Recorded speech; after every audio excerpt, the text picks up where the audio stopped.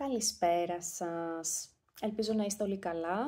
Εγώ σήμερα είμαι κουρασμένη, διότι είχα αρκετές δουλειές, είχα κάποια σεμινάρια, βασικά 3 σεμινάρια παρακολούθησα σήμερα. Στο ενδιάμεσο προσπαθούσα να φτιάξω τη σελίδα μου στο Facebook, για να μπορέσετε να με ακολουθήσετε και να μοιράζομαι μαζί σας υλικό.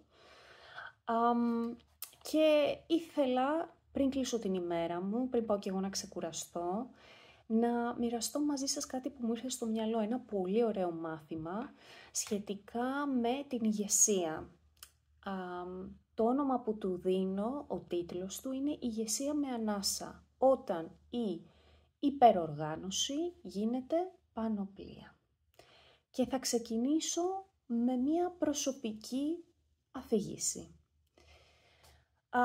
Μερικά χρόνια πριν, σε ένα από τα projects μου, ήμουν η project manager μιας μικρομεσαίας ομάδας, περίπου 25 ατόμων. Δεν ήταν υφιστάμενοι μου, ήμασταν σαν ένα χταπόδι, εγώ το κεφάλι και εκείνοι τα πλοκάμια. Δεν λειτουργούσαμε δηλαδή ξεχωριστά. Αν ένα πλοκάμι τραβούσε αλλού, πιστέψτε με, το ένιωθα σε όλο το σώμα του project. Πολύ ωραία ομάδα. Και κάπως έτσι εγώ η κεφαλή είχα μάθει να είμαι υπεροργανωτική. Να σκέφτομαι πρώτο, δεύτερο, τρίτο σενάριο. Να έχω τα Excel μου, τα spreadsheets, τα backup plans, χρονοδιαγράμματα, συναντήσεις, υπενθυμίσεις, reports, όλα στην εντέλεια. Όλα υπό έλεγχο φαινομενικά. Μέχρι που κάτι μικρό ή και μεγάλο καμιά φορά συνέβαινε. Κάτι που δεν είχα προβλέψει, κάτι που κανένας από την ομάδα μου δεν είχε προβλέψει. Απίθανα πράγματα. Όμως αυτό το κάτι κατέρριπτε το σχέδιο. Και τότε πανικός. Θυμάμαι το σώμα μου να σφίγγεται, την αναπνοή μου να γίνεται κοφτή, η σκέψη μου έτρεχε σαν να προσπαθούσε να προλάβει το χάος, αλλά τι να προλάβει. Και κάπου εκεί άρχισα να αναρωτιέμαι. Μήπως τελικά η υπεροργάνωσή μου δεν είναι δύναμη όπως κάποτε μου το παρουσίαζαν και όπως κι εγώ το πίστευα. Μήπως τελικά ήταν άμυνα. Και κυρίως, μήπως μου λείπει η ευελιξία.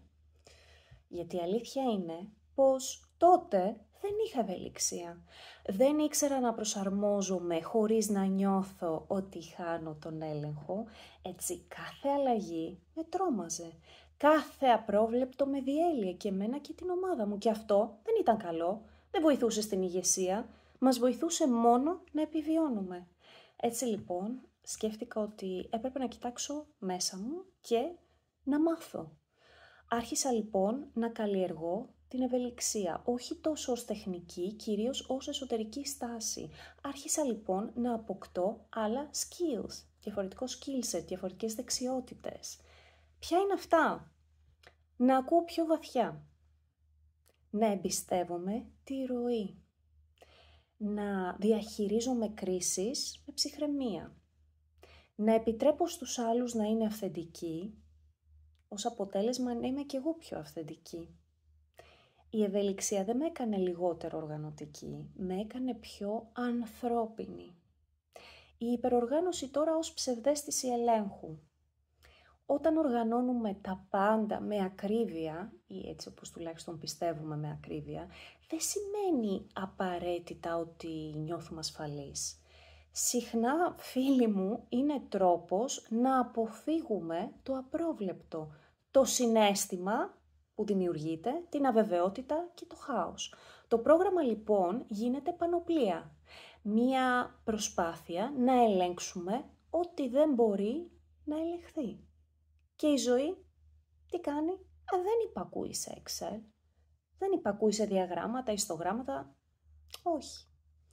Τι προσφέρει λοιπόν η απομάκρυνση από την υπεροργάνωση? Προσέξτε, εδώ είναι ένα αστερίσκο. Δεν γίνεται να πάμε από το α στο ω ή από το ω πίσω στο α έτσι εύκολα με ένα τσακ. Όχι. Αλλά βρίσκουμε ισορροπίες. Έτσι λοιπόν, το πρώτο όφελος, θα έλεγα, είναι μια ανάσα για το νευρικό σου σύστημα. Η υπεροργάνωση κρατά το σώμα σε συνεχή εγρήγορση. Όταν χαλαρώνεις τον έλεγχο, το σώμα σου μπορεί να ξεκουραστεί πραγματικά. Τι είναι λοιπόν το όφελος? Μειώνεται το άγχος, η υπερένταση, η αϊπνία. Και ξέρω ότι αυτό το ακούτε πολύ και καταλαβαίνετε τι εννοώ. Νούμερο 2. Χώρος για αυθορμητισμό και δημιουργικότητα. Οι πιο δυνατές ιδέες δεν έρχονται κοιτώντας πίνακες, δεν έρχονται κοιτώντας διαγράμματα. Έρχονται όταν περπατάς χωρίς προορισμό, όταν ονειρεύεσαι, όταν είσαι σε ένα πάρκο, στη φύση. Σε τέλος πάντων ένα μέρος στο οποίο είσαι χαλαρός. Ποια είναι τα ωφέλη? Ενισχύεται η έμπνευση, η σύνδεση με το εσωτερικό παιδί μέσα μας, η χαρά. Τρίτο, επαφή με το συναίσθημα. Όταν όλα είναι οργανωμένα, δεν υπάρχει χώρος για το απρόβλεπτο και το συναίσθημα είναι απρόβλεπτο. Έτσι, η χαλάρωση του ελέγχου επιτρέπει να νιώσεις χωρίς να κρίνεις. Ωφέλη, βαθύτερη αυτογνωσία, αυθεντική παρουσία και συναισθηματική ελευθερία. Θα έλεγα η υπεροργάνωση δίνει την ψευδαίσθηση του ελέγχου. Όμως, στην πραγματικότητα δεν έχεις κανέναν απολύτως έλεγχο. Σε κάνει άκαμπτο. Έτσι ήμουν κι εγώ, άκαμπτη, σαν ένα σωλήνα.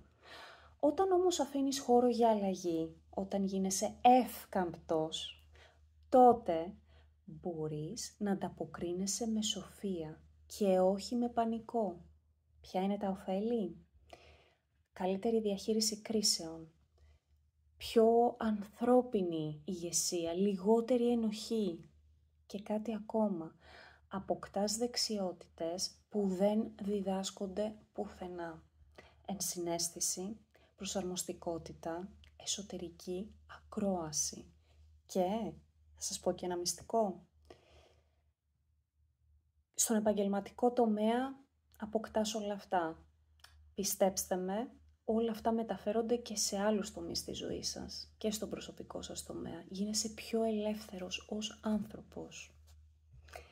Πέμπτο, αίσθηση εσωτερικής ασφάλειας θα έλεγα. Όταν δεν χρειάζεσαι πρόγραμμα για να νιώσεις ασφαλής, έχεις χτίσει εσωτερική εμπιστοσύνη και ναι, αυτό χρειάζεται χρόνο. Δεν γίνεται σε έναν μήνα, χρειάζεται χρόνο. Δεν εξαρτάσαι λοιπόν από εξωτερικά πλαίσια για να νιώσεις ότι είσαι εντάξει.